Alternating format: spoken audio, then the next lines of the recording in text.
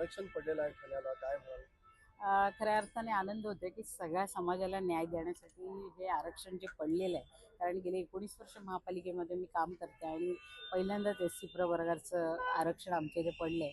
तर खऱ्या अर्थाने आनंद होतोय मला पण. आपल्याकडं उमेदवार आहेत हो, तसे? आमच्याकडे बरेचसे उमेदवार आहेत आणि खरंच न्याय देण्याचा प्रयत्न केलेला आहे मला असं वाटतं त्या समाजाला. कशा पद्धतीने सत्तेचं समीकरण असणार आहे ठाण्यातलं? आम्ही सत्तेची समीकरण मला असं वाटतं ठाण्यामध्ये तरी वन साईड आहेत आम्ही, कारण 75 सीट्स आमच्या आहेत आणि बिनविरोधच महापौर बसेल. बीजेपी बरोबर आपण सत्ता हे करणार आहात?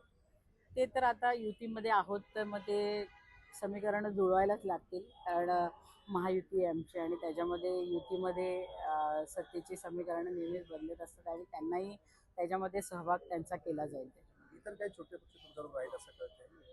इतर छोटे पक्षाचं आता मला असं वाटतं वन साईड असल्यामुळे त्यांचा विचार होईल नाही होईल ते मला माहिती नाही, पण आमची पूर्ण वन साईड आमचेच लोक आहेत.